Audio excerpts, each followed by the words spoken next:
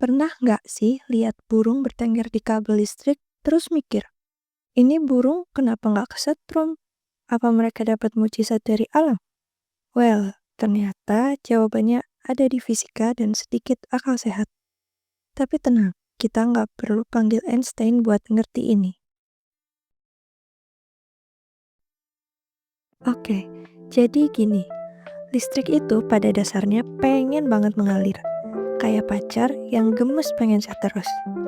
Tapi aliran listrik butuh jalur khusus dari tegangan tinggi ke rendah lewat konduktor kayak kabel. Dan yang penting butuh jalan pulang ke tanah atau kutub negatif.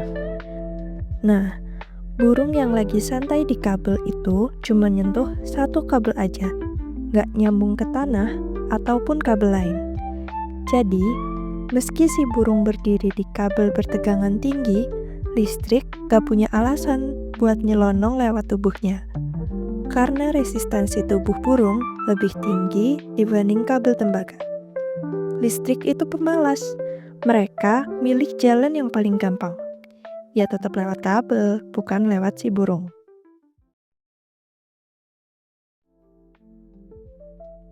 Analoginya, lo berdiri di tengah eskalator mall yang lagi nyala.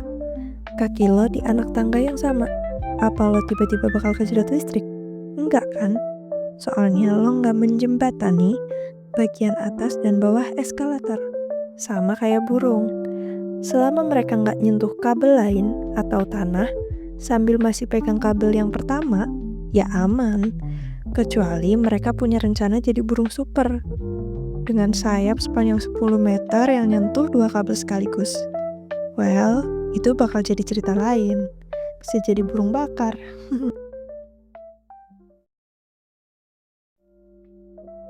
Nah, bandingin sama manusia. Kalau lo iseng pegang kabel listrik sambil kaki lo nempel tanah, boom, kesetrum. Kenapa? Karena tanah itu jalan pulang buat listrik. Tegangan tinggi di kabel langsung cari jalan tercepat ke bumi. Ya lewat lo. Jadi, bedanya burung sama lo, burung nggak pakai sepatu Converse dan nggak grounding. Moral of the story, ya jangan coba-coba jadi burung. Jadi kesimpulannya, burung selamat bukan karena mereka punya kekuatan listrik super atau udah bayar tagihan listrik, tapi karena mereka secara sederhana ya tidak teraliri listrik.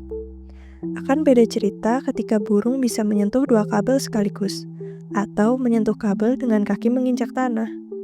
Tapi hey, setidaknya mereka bisa santai di kabel sambil menertawakan kita yang ribet pasang anti petir.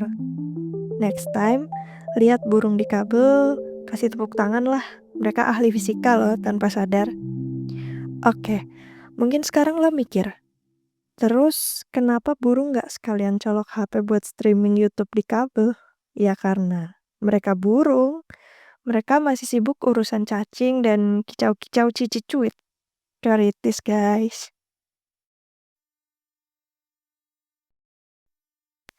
Jangan lupa subscribe channel ini untuk fakta mengejutkan setiap hari. Besok kita akan bahas kenapa kuda tidur berdiri.